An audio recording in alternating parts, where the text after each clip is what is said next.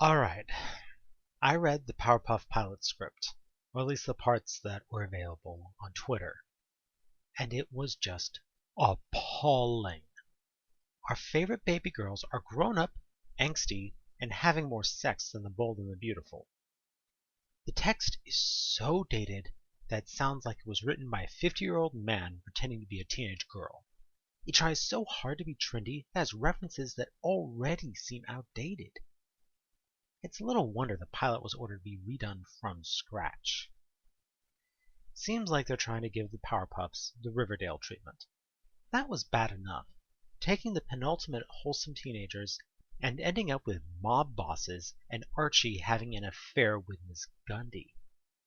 But to do this with the Powerpuff Girls, who are most famous as Superman-level kindergartners?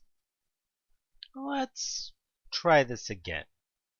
Ignoring the easy option of just not making a live-action remake, how would it be possible to write this? Let's start the same way, but make it timeless and not horrific, and accompanied by visuals from Bleedman's Comics on snafucomics.com. First, I'm not completely against aging up the girls. After all, it worked well with both Dora and Christopher Robin. But that was because they kept the genre. Dora became a full adventure archaeologist, while Christopher Robin became an introspective view on adulthood, rather than on childhood. Also, live action wouldn't be able to paper over the violence with cartoon style, so having adults would probably be best to not be traumatic. Indeed, older Powerpuffs allow for analysis and emotion. Being superhero children must be traumatic in many ways. There's definitely material to work with here.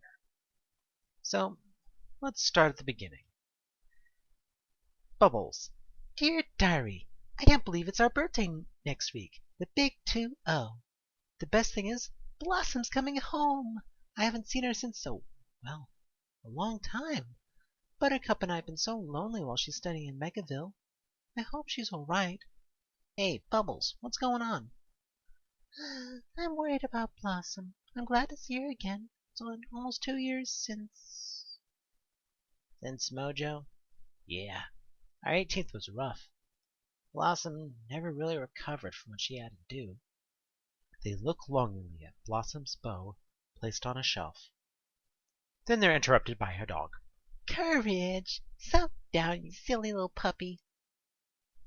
It's cute, it's in character, and it explains the same traumatic events as in the original, and it's still grown up. Also, you can even out the tone with silly gags and references.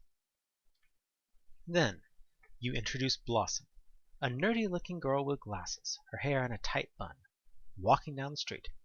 Have her come across Major Glory battling some supervillain. It looks close.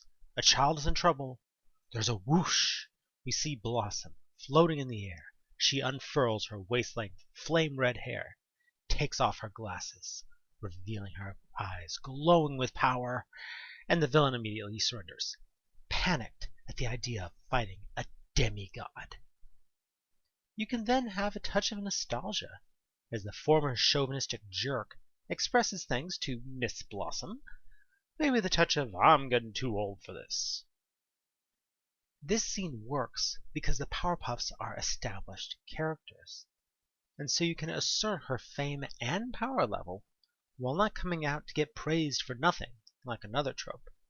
You can also explore how traumatized the Powerpuffs were by their childhood of violence, while still acknowledging that it was an unquestionable good for the world. You can have our girls fight through PTSD while saving the world, similar to Cloud and Advent Children. As the series goes on, have Blossom get together with Dexter, the Rowdy Roughs, or some new character. Have the girls wear divergent outfits. You can then bring in more and more characters from the Cartoon Network universe. Heck, you can even get into messed up stuff later. The Snafu comics I've been showing actually get pretty messed up, especially in the Grimm comic, once you realize the world is post-apocalyptic. But it builds to that. You don't start off with Blossom walking in on Buttercup while Bubbles tries to sound relevant and trendy. Come on. This isn't hard. It's storytelling 101. The original show was timeless. Those episodes were as relevant to my daughter when she first saw them as they were when I was a kid. If we're going to have a live action show, it shouldn't be trendy and dated before it even comes out. And it certainly shouldn't sound like a pornographic parody. Thanks for listening, y'all.